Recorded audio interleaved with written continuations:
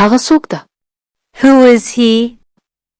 هغه زما نږدې ملګری ده. He is my close friend.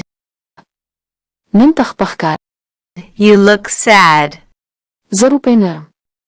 I don't have money. نن د جمعې ورځ ده.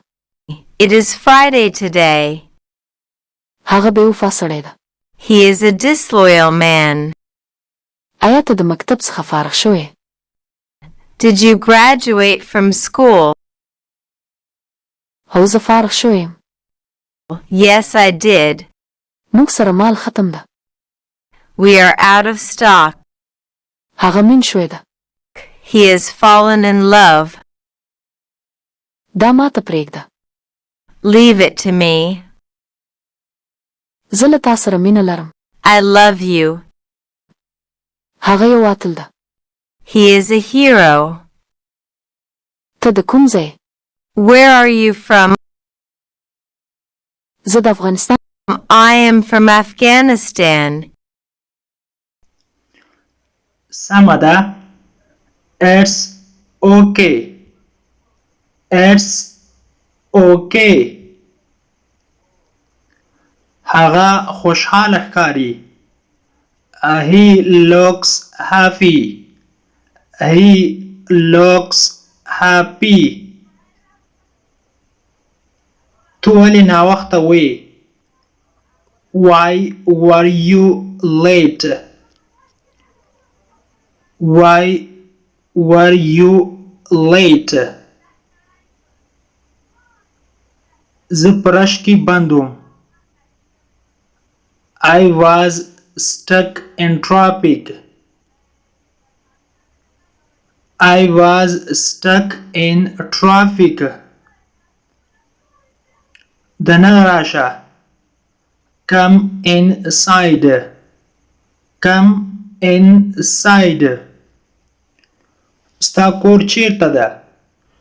Where is your house? Where is your house? زما کور په ښار کې ده یا په بازار کې ده.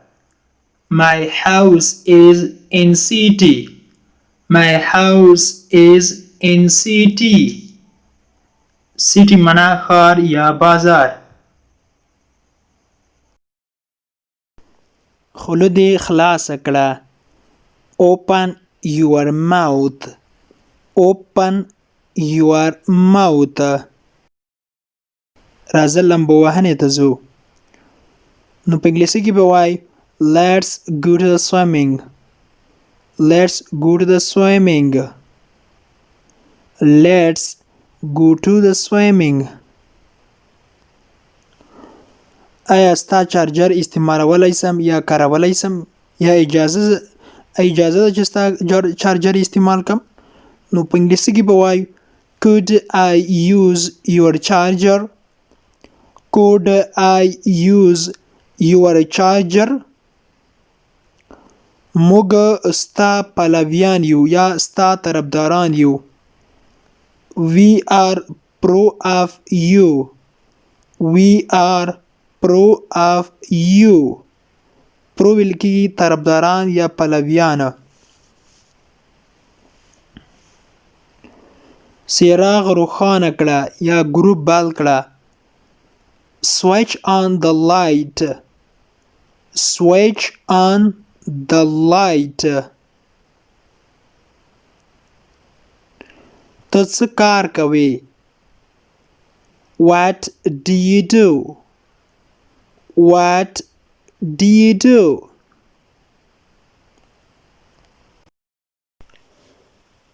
د انګلیش ټو پښتو لرنینګ کورس ګرانو زده کوونکو د نن ورځې کلاس تر دې ځای پورې و. هیله ده چې یو څه مو ورڅخه زده کړي وي. که غواړئ چې انګلیسي ژبه په سیمپل ساده پښتو ژبه کې زده کړئ نو مهرباني وکړئ زموږ انګلیش ټو پښتو لرنینګ چینل در سره سبسکرایب کړئ او تر څنګ یې د بیل آیکن ووهئ او بیا په آل کلیک وکړئ. دې سره به زموږ هر نوی کلاس چې موږ یې روزانه اپلوډ کوو تاسو ته په خپل ټایم در ورسیږي. او که چیرته کومه غوښتنه نیوکه یا پیشنهاد لرئ نو مهرباني وکړئ موږ ته یې په کمنټ باکس کې پرېږدئ. تر بیا چې زه حاضرېږم تر هغې مو په پاک رب سپارم. هر چیرې چې یاست الله مو مل شه. Thank you so much for watching.